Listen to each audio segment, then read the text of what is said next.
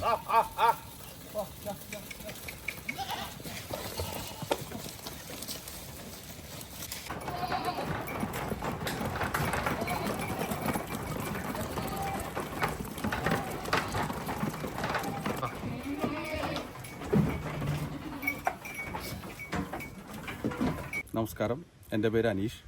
എൻ്റെ പേര് ഷമീം. ഞങ്ങളുടെ ഫാമിൻ്റെ പേര് സ്റ്റെപ്പിൻ ഇൻ്റഗ്രേറ്റഡ് ഫാം. സ്ഥിതി ചെയ്യുന്നത് വാളയാർ, പാലക്കാട് ജില്ല. ഞങ്ങൾ 4 സുഹൃത്തുക്കൾ ചേർന്നാണ് ഈ ഫാം റൺ ചെയ്യിക്കുന്നത്. അതിൽ 2 പേര് കോയമ്പത്തൂർ ബേസ്ഡാണ്. 1 മിസ്റ്റർ സതീഷ്, 1 മിസ്റ്റർ ഷിജു. ഞങ്ങൾ 4 പേര് ചേർന്നാണ് ഈ ഫാം റൺ ചെയ്ത് കൊണ്ടുപോകുന്നത്. നമ്മുടെ ഫാമിൻ്റെ മെയിൻ ഉദ്ദേശം എന്ന് പറയുന്നത് നല്ല ക്വാളിറ്റി ആടുകളെ പ്രൊഡക്ഷൻ ചെയ്യുക, നല്ല ക്വാളിറ്റി ആടുകളെ കർഷകരിലേക്ക് എത്തിക്കുക എന്നുള്ളതാണ് നമ്മുടെ ഫാമിൻ്റെ ഒരു എയിം എന്ന് പറയുന്നത്. എനിക്ക് തോന്നുന്നു അനീഷ് ഭായി ബീറ്റലാടുകളാണെന്ന് തോന്നുന്നു കൂടുതൽ ഫോക്കസ് ചെയ്യുന്നത് അല്ലേ? കേരളത്തിൽ ഏറ്റവും കൂടുതൽ എൻക്വയറീസ് ഉള്ളതും ഏറ്റവും കൂടുതൽ ആളുകൾ ഇഷ്ടപ്പെട്ട് വളർത്തുന്നതും ബീറ്റലാടുകളാണ്. അപ്പോൾ അതിൻ്റെ ഒരു കാരണം എന്താ ബീറ്റലിനെ ഇഷ്ടപ്പെടാനുള്ള? ബീറ്റൽ നല്ല രീതിയിലുള്ള വളർച്ചാ ശേഷി, പാലുൽപാദന ശേഷി ഇതുള്ളത് കൊണ്ടാണ് ഏറ്റവും കൂടുതൽ ആളുകൾക്ക് ഇതിനോടൊരു താല്പര്യം തോന്നുന്നത്. കാണാനുള്ള ഭംഗി, എല്ലാ കർഷകരും ബീറ്റലിനെ വളർത്താൻ ആഗ്രഹിക്കുന്നുണ്ടെന്ന് തോന്നുന്നു. അതിൻ്റെ ആ ഒരു ഭംഗി കൊണ്ടും വളർച്ച, നല്ല രീതിയിലുള്ള വളർച്ച കിട്ടുന്നുണ്ട്. പെട്ടെന്ന് നല്ല പാലുൽപാദന ശേഷിയുണ്ട്.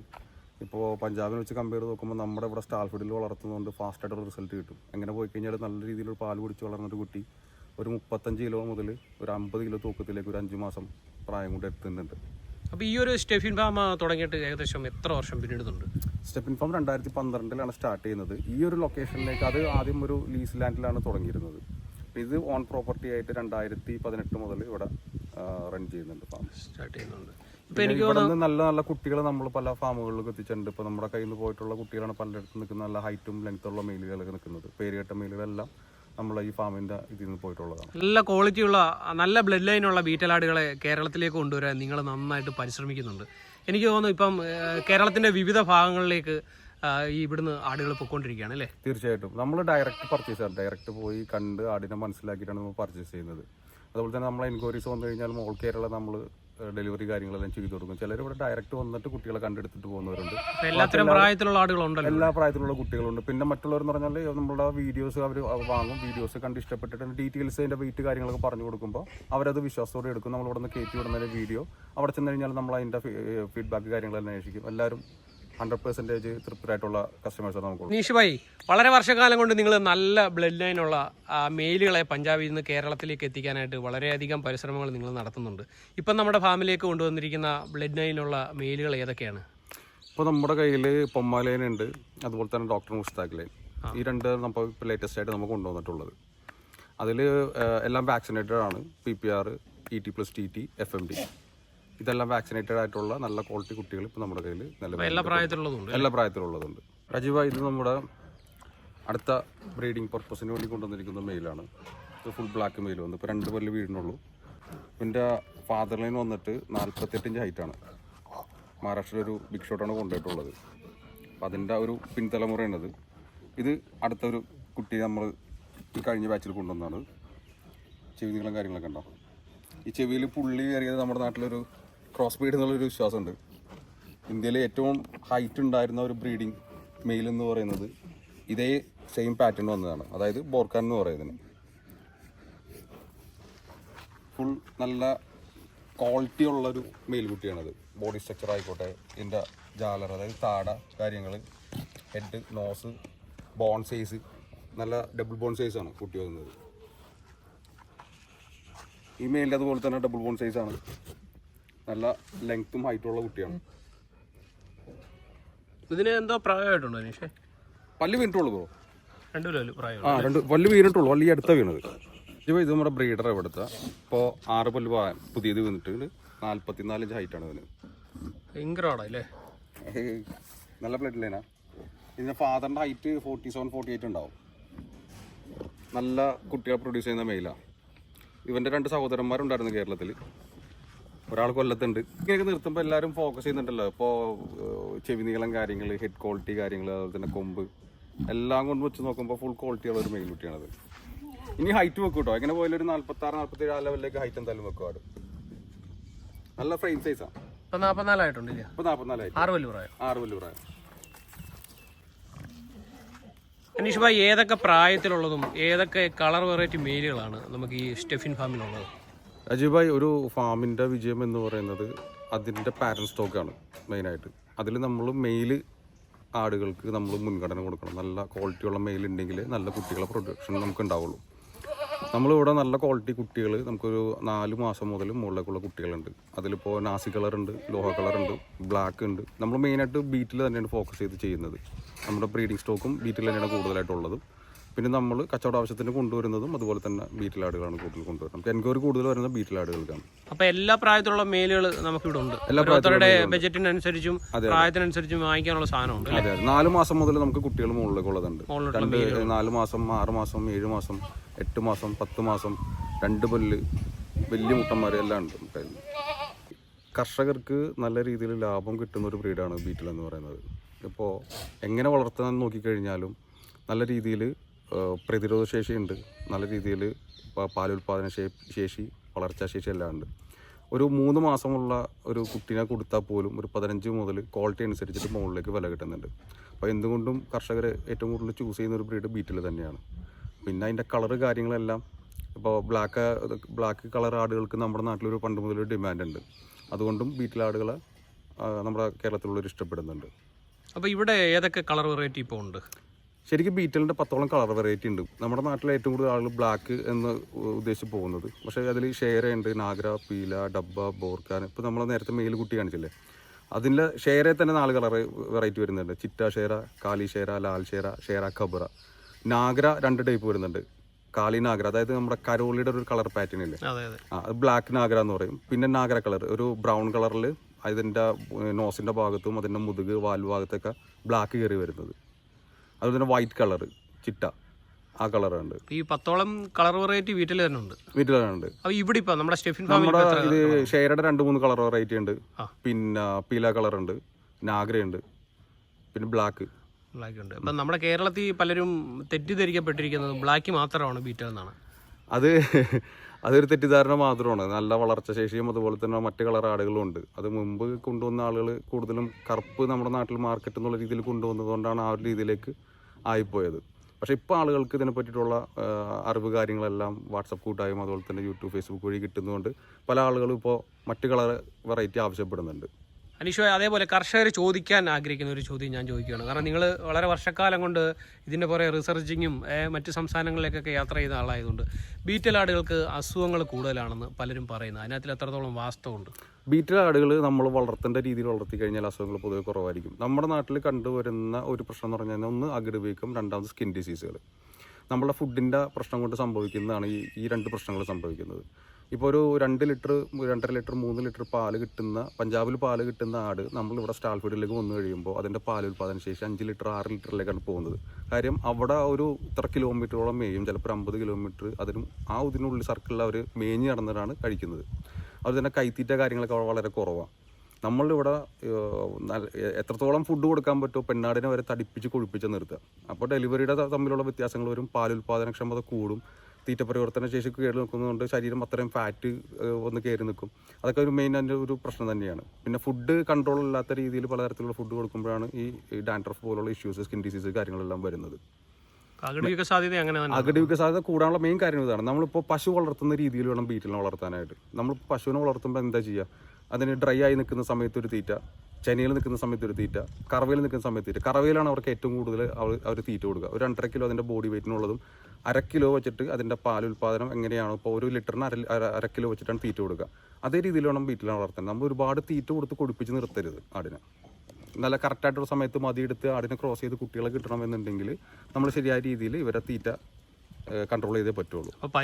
പരിപാലനം അറിഞ്ഞാൽ നല്ല രീതിയിൽ ഈ മേഖല കൊണ്ടുപോകാൻ പറ്റും അല്ലേ? അതെ. നമ്മൾ സാധാ ഒരു നാടനാടിനെ വളർത്തുന്ന രീതിയിൽ വളർത്തും. ഇവർ നല്ല രീതിയിൽ ഫുഡ് കഴിക്കുന്നതാണ്. അപ്പോൾ പല ആളുകൾക്കും ഇവർ നല്ല തടിച്ച് കൊഴുത്ത് നിൽക്കാൻ ഒരു ആഗ്രഹമുള്ളത് കൊണ്ടായിരിക്കും അങ്ങനെ തന്നെ കൊടുക്കുക. നമ്മളിപ്പോൾ ഡ്രൈ ആയി നിൽക്കുന്ന സമയത്ത് അവർക്ക് അതിനനുസരിച്ച് തീറ്റ കൊടുക്കുക. നല്ല പാൽ കിട്ടുന്ന സമയമാണെങ്കിൽ തീറ്റ കൂടുതൽ കൊടുക്കുക. മുട്ടന്മാർക്ക് നമ്മളെപ്പോഴും അവരുടെ ബോഡി വെയിറ്റ് ഒരു ഹൈറ്റിനനുസരിച്ച് ബോഡി വെയിറ്റ് മെയിൻറ്റെയിൻ ചെയ്യണം. കാരണം ക്രോസിങ്ങിനൊക്കെ നല്ല രീതിയിൽ ബുദ്ധിമുട്ടുണ്ടാവും. അപ്പോൾ നമ്മളിപ്പോൾ ഇതിൻ്റെ പർപ്പസ് പരിപാടിക്കൊക്കെ ആട് കൊടുക്കുന്ന സമയത്താണെങ്കിൽ നല്ല രീതിയിൽ ഫുഡ് കൊടുത്ത് കയറ്റി നിർത്തി കഴിഞ്ഞാൽ അതിന് നല്ല രീതിയിൽ വില കിട്ടും. അതെ.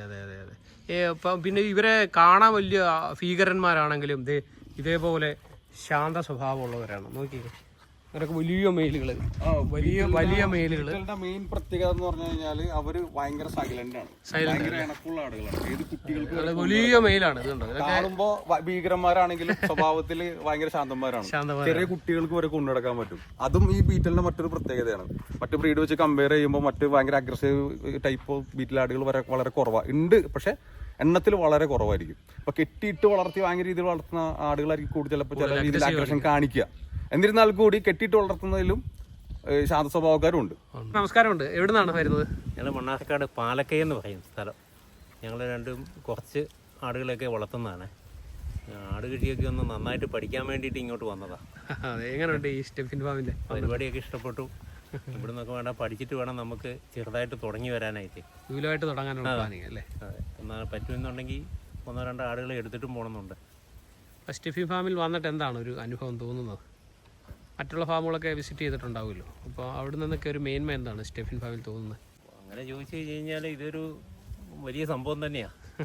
ഒരു പല സ്ഥലത്ത് ഇരിക്കുന്ന ഒരു 3-4 പേര് ഒന്നിച്ച് കൂടിയിട്ട് ചെയ്യാന്നൊക്കെ നാല് ചെറുപ്പക്കാരുടെ 4 ചെറുപ്പക്കാർ ഇത് ചെയ്യാന്ന് പറയുമ്പോൾ നമ്മൾക്കൊന്നും ചിന്തിക്കാൻ പറ്റിയല്ല. 2 പേര് കൂടിയാൽ തന്നെ അടിച്ചു പിരിയണ കാലമാണ്. 4 പേര് കൂടിയിട്ട് വളരെ ആക്റ്റീവായിട്ട് ഒന്നും പറയാനില്ല, അതിനപ്പുറം ഒന്നും പറയാനില്ല, സൂപ്പറായിരിക്കണം. അപ്പോൾ ആട് വല്ലതും വാങ്ങാനുള്ള പ്ലാനിങ് ഉണ്ടോ? ഉണ്ട്, ആട് വാങ്ങണം എന്ന് എഴുതിയിട്ടാണ്. നല്ല മുട്ടന്മാരെ ഇവർ കൊണ്ടുവന്നിട്ടുണ്ടെന്ന് പറഞ്ഞു. അപ്പോൾ അതൊന്ന് കാണുകയും ചെയ്യാം, ഫാം ഒന്ന് കാണുകയും ചെയ്യാം. ഓക്കെ രാജു ഭായ്, ഇത് നമ്മളുടെ വേറെ സെക്ഷനാണ്. ഇപ്പോൾ പുറത്തുനിന്ന് നമ്മൾ കൊണ്ടുവരുന്ന ആടുകളെ നമ്മൾ ഫസ്റ്റ് കൊണ്ടുവരുന്ന സെക്ഷനാണിത്. ഇവിടുന്ന് നമ്മൾ ഫുഡ് കാര്യങ്ങളെല്ലാം സെറ്റ് ചെയ്ത് ആടുകൾ നല്ല ഹെൽത്തി ആയി കഴിഞ്ഞാൽ നമ്മൾ അടുത്ത സെക്ഷനിലേക്ക് മാറ്റും. അവിടെ നിന്നാണ് നമ്മൾ സെയിലും കാര്യങ്ങളൊക്കെ സ്റ്റാർട്ട് ചെയ്യുന്നത്. ഈ സെയിൽ വരുമ്പോഴത്തേക്ക് എത്ര വാക്സിനേഷനാണ് പൂർത്തിയാകുന്നത്? നമ്മൾ മെയിനായിട്ട് ഇപ്പോൾ കേരളത്തിലേക്ക് ട്രാൻസ്പോർട്ട് ചെയ്യുമ്പോൾ ഏറ്റവും ആദ്യം ആളുകൾ നോക്കുന്നത് PPR വാക്സിനാണ്. പക്ഷേ ഇപ്പോൾ നമ്മുടെ കയ്യിലുള്ള ആടുകൾ എന്ന് പറഞ്ഞു കഴിഞ്ഞാൽ PPR, ET+TT, FMD ഈ 4 വാക്സിൻ കഴിഞ്ഞ ആടുകളാണ്. പിന്നെ ഇനി ഇവിടുത്തെ ഫുഡ് കാര്യങ്ങളൊക്കെ ഇട്ടൊന്ന് കൺട്രോൾ ആവണം. അതിനിടയിൽ പിന്നെ നമ്മൾ പാരസൈറ്റിക്കൽ ഇഷ്യൂസിനുള്ള ട്രീറ്റ്മെൻറ്റ് കൂടെ നമ്മൾ ചെയ്തിട്ടാണ് നമ്മൾ സെയിലിന് വേണ്ടിയിട്ട് നിർത്തുക. ഈഷ് ഭായി, നമ്മുടെ എത്ര മാസം മുതലുള്ള ആടുകളെയാണ് ഇവിടുന്ന് സെയിലിന് തയ്യാറാകുന്നത്? ഒരു 4.5 മാസം 5 മാസം ആ ഒരു പ്രായം മുതൽ മുകളിലേക്കുള്ള കുട്ടികളെ നമുക്കിവിടെ സെയിലിന് പ്രസവിച്ചതും പാലുള്ളതും പാലുള്ളതും എല്ലാ വലിയ ആടുകളുണ്ട്. 2 പല്ല് 4 പല്ല് കന്നി ചെനയുള്ളത്, പിന്നെ ഡെലിവറി കഴിഞ്ഞ് നിൽക്കുന്ന പാലായിട്ട് നിൽക്കുന്ന ആടുകൾ, വലിയ ആടുകൾ എല്ലാം നമുക്ക് സെയിലുണ്ട്. നമ്മുടെ വീഡിയോ കാണുന്ന പ്രേക്ഷകർക്ക് അറിയാനൊരു ആഗ്രഹം കാണും, ഇതിന്റെ വില സ്റ്റാർട്ടിംഗ് പ്രൈസ് എത്ര? പ്രൈസ് 15 രൂപ മുതൽ മുകളിലേക്ക് റേറ്റ് വരുന്നത്. ക്വാളിറ്റി ഡിപ്പെൻഡിലാണ് വില. ഇപ്പോൾ നമ്മൾ എടുത്തിരിക്കുന്നതിൽ ഒരു ബാച്ച് ഇപ്പോൾ വന്നിട്ടുള്ളൂ. അടുത്തൊരു ബാച്ചും കൂടെ നമുക്ക് അവിടെ ക്വാറന്റൈനിൽ ഇട്ടിരിക്കുന്നതാണ്. പഞ്ചാബിൽ അവിടെ ക്വാറന്റൈനിലുണ്ട്. അധികം വൈകാതെ തന്നെ നമുക്കിപ്പോൾ ഫുൾ ടൈം ആടുകൾ ഉണ്ടാവും. ഈ ഒരു കാലാവസ്ഥ ഇപ്പോൾ ആട് വളർത്താൻ അനുയോജ്യമായിട്ടൊരു കാലാവസ്ഥ, നല്ല കാലാവസ്ഥ, ചൂട് കാലാവസ്ഥയാണ് കേരളത്തിൽ. ഇപ്പോൾ മഴ കാര്യങ്ങളൊന്നുമില്ല. ആട് വളർത്താനായിട്ട് ഇപ്പോൾ പല ആളുകളും ഇപ്പോൾ ഫ്രീ കുട്ടികളുടെ വെക്കേഷൻ കാര്യങ്ങളൊക്കെ ആകുമ്പോൾ പല ആളുകളും അവർക്ക് വേണ്ടിയിട്ട് ഒരു എൻ്റർടൈൻമെൻറ്റിനൊക്കെ ആടുകൾ വാങ്ങി കൊടുക്കാറുണ്ട്. അപ്പോൾ എൻക്വയറീസ് ഉണ്ട് കേട്ടോ ഒരുപാട്. പിന്നെ അതേപോലെ തന്നെ നമ്മുടെ ഇവിടെ ഈ സ്റ്റെഫിൻ ഫാമിൻ്റെ ഈ ഒരു സെഷനിൽ മൊത്തം വളർത്താടുകളാണല്ലേ? വളർത്താടുകൾ പിന്നെ കൊണ്ടുവന്ന് നമ്മൾ പുറത്തുനിന്ന് കൊണ്ടുവരുമ്പോൾ നമുക്ക് ക്വാറന്റൈൻ ആയിട്ടുള്ള ഒരു സെപ്പറേറ്റ് ഒരു ഷെഡ് ഉണ്ട്. നമ്മളെല്ലാവർക്കും അവിടെ ഇടും. കാര്യം പല അവിടുത്തെ ആടുകൾ എന്ന് പറഞ്ഞു കഴിഞ്ഞാൽ ഇതുപോലെ സ്റ്റെപ്പായിട്ടുള്ള നമ്മളെ രീതിക്കുള്ളൊരു കൂട്ടിലേക്ക് എല്ലാവരും വളർന്ന് ശീലിച്ചിട്ടുള്ളത്. അപ്പോൾ ഒറ്റയടിക്ക് അവർക്ക് ഇങ്ങനെ ആ മുകളിലേക്കുള്ള ഒരു സ്ലാറ്റഡ് ഫ്ലോറിലേക്കോ അല്ലെങ്കിൽ മരത്തിൻ്റെ കൂട്ടിലേക്ക് കയറുമ്പോൾ ചിലപ്പോൾ സ്ട്രെസ് ആവും. അപ്പോൾ അത് ഇല്ലാതിരിക്കാനായിട്ട് നമ്മൾ താഴത്ത് തന്നെ സൗകര്യം ചെയ്തു കൊടുക്കുക. അവർക്ക് ആവശ്യമുണ്ടെങ്കിൽ മുകളിൽ കയറി കിടക്കാം, അതല്ലെങ്കിൽ താഴെ തന്നെ കിടക്കാം. അപ്പോൾ ചില 2-3 ആടുകളൊക്കെ കയറി നോക്കും. അപ്പോൾ അങ്ങനെ കിടക്കുമ്പോൾ പതിയെ അവർക്ക് അങ്ങനെ ഇതിലേക്ക് മാറ്റാൻ പറ്റുള്ളൂ. ഒറ്റയടിക്ക് പോകുമ്പോൾ ചിലപ്പോൾ അവർക്ക് സ്ട്രെസ് ആവാം. അതുകൊണ്ട് അങ്ങനെ ഒരു സെക്ഷൻ നമ്മൾ സെപ്പറേറ്റ് ചെയ്ത് വെച്ചിരിക്കുന്നു. ഇനി ഇവിടുന്ന് ആടുകൾ ഫുഡ് കാര്യങ്ങളൊക്കെ സെറ്റായി കഴിഞ്ഞ് അവർക്ക് ഇപ്പോൾ നമ്മൾ സപ്ലിമെൻറ്റ്സുകൾ സ്റ്റാർട്ട് ചെയ്തിട്ടുണ്ട്. അതുപോലെ തന്നെ ഈ ഡിവാമിങ് ചെയ്യും. ഡിവാമിങ് കഴിഞ്ഞതിന് ശേഷം നമ്മളത് പുറത്തേക്ക് കൊടുക്കും.